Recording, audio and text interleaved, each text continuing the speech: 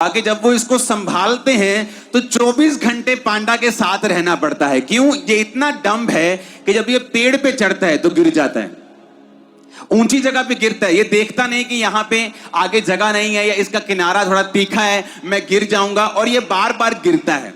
इसकी बुद्धि जो है वो बहुत कम है। आज हमारे बहुत से बिलीवर इस पांडा की तरह हैं। आपको पता है ये पांडा क्या खाता है? हम 2 फोटोज देखेंगे और उसके बाद मैं अपना वचन शुरू करूंगा। ये जो बांस के पेड़ आप देख रहे हो, ये सिर्फ बांस खाता है, और भी चीजें खाता है, लेकिन सबसे ज्यादा ये बांस को ही खाता है। तो बांस को जब ये खाता है तो बांस में एक खासियत है, बांस में बिल्कुल भी एनर्जी नहीं होती। तो इसको अपनी एनर्जी तक, पूरी एनर्जी लेने के लिए 14 घंटे लगातार खाना पड़ता है ताकि इसकी एनर्जी जो है वो कंप्लीट हो जाए। अब लगातार इसको खाना पड़ता है, लेकिन बहुत सा खाना बिना पचे भी इसके पेट से निकलता है। मैं ये क्यों आपको बता रहा हूं, ऐसा क्यों बनाया गया इसे? लोगों के पास इसका उत्तर नहीं है, लेकिन मैं आपको बताता हूं आत्मा के जरिए। पांडा एक मूर्ख जानवर है,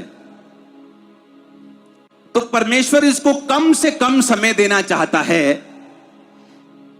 कि ये खाने के बाद इतना ही फ्री हो कि ये कम से कम गिर सके। क्योंकि अगर इसके पास 3 घंटे खाने के बाद, 10 घंटे 12 घंटे सोने के बाद 15 घंटे हो गए, फिर भी 9 घंटे बाकी हैं पूरे दिन में, तो 9 घंटे अगर ये लगातार घूमेगा फिरेगा तो ये बहुत जल्दी मर जाएगा। तो परमेश्वर इसको ऐसा खाना देते हैं, जबकि अगर अंदर इसकी साइंटिस्ट ने जब स्टडी की तो ये मीट भी खा सकता है, लेकिन ये मीट नहीं खाता। साइंटिस्ट को मालूम नहीं कि मीट क्यों नहीं खा रहा, क्योंकि परमेश्वर को जानता है कि ये एक डम्ब एनिमल है, और अगर ये जल्दी खाकर फ्री हो जाएगा तो ये अपना नुकसान करेगा।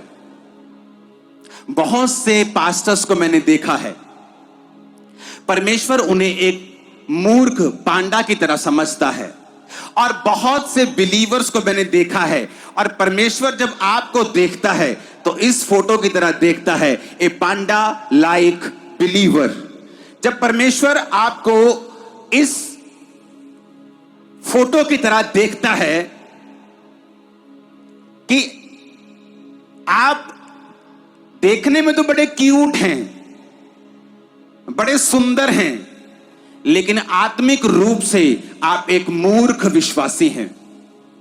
जब एक पास्टर, जब एक सेवक, एक विश्वासी आत्मा में समझदार नहीं होगा तो परमेश्वर ये मेक श्योर करेंगे कि तुम लोग इतने झंझटों में और शैतान के बंधनों में थोड़ा थोड़ा फंसे रहो, और तुम पूरी तरह से फ्री ना हो पाओ, क्योंकि जैसे ही तुम फ्री होगे तुम अपना नुकसान कर लोगे। बहुत से लोग अगर आज के दिन इस चर्च में हील हो जाएं, मैं गारंटी देता हूं अगले 3 महीने के अंदर वो व्यभिचार में फंस जाएंगे। अगर आज एक गरीब आदमी है, 10 साल बाद उसने एक घर लिया, मैं उसे अमीर समझता हूं कि वो ग्रो हुआ। एक अमीर आदमी है, उसके पास एक घर है, 10 साल बाद भी उसके पास वही है, वो एक गरीब है, क्योंकि उसने अपनी ग्रोथ को त्याग दिया है या उससे हो नहीं रहा। रीजन क्या है? एक पास्टर के पास अगर 3000 लोग हैं और 10 साल बाद भी 3000 लोग हैं, एक पास्टर के पास आज 100 हैं और 2 साल 4 साल बाद उसके पास 400 हैं, वो ग्रो कर रहा है। लेकिन एक व्यक्ति ग्रो नहीं कर रहा। क्यों? क्योंकि परमेश्वर जब उसे देखता है तो पांडा लाइक बिलीवर के रूप में देखता है, क्योंकि परमेश्वर अगर उसे बढ़ाएगा वो दूसरों पे अटैक करेगा, अपना भी नुकसान कर लेगा और दूसरों का नुकसान भी कर लेगा।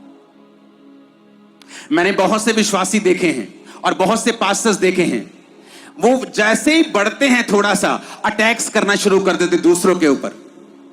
मैं आपको बताता हूं, अगर आपको बढ़ना है आपको बुद्धि से चलना होगा।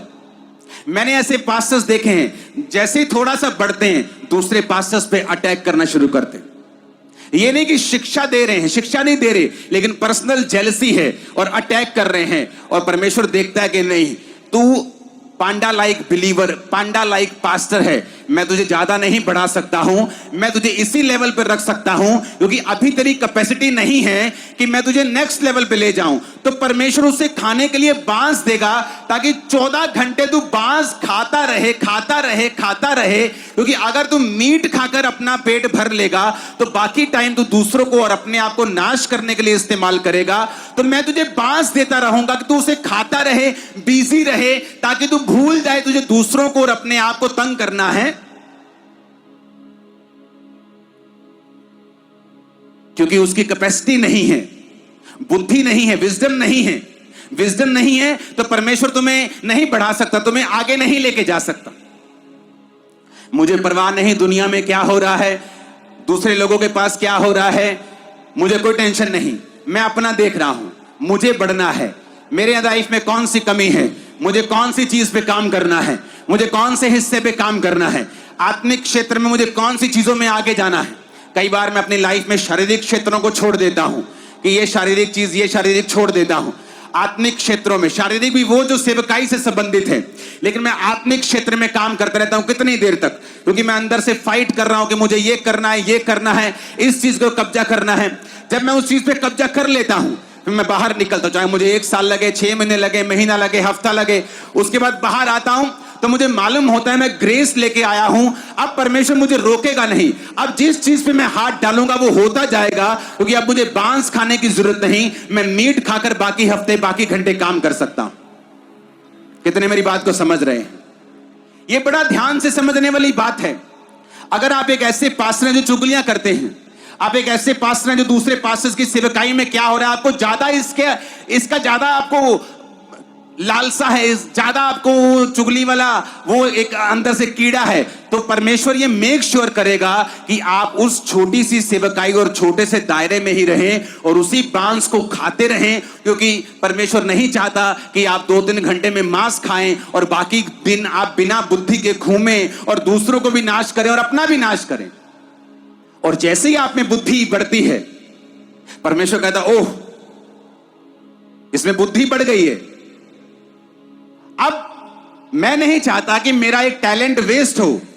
अब जब इसमें बुद्धि बढ़ गई है तो मैं इसको बांस हटाकर मैं इसे मीट दूंगा, मैं इसे फल दूंगा, मैं इसे सब्जियां दूंगा जो इसको जल्दी एनर्जी देंगी और ये फिर जल्दी से काम करने पाएगा। क्योंकि अब इसको दूसरों को अटैक नहीं करना, अब इसको फलाना क्या कर रहा है, अब इसको बढ़ना है। कितने मेरी बात को समझ रहे हैं? Boneless and not epic. Big, big, big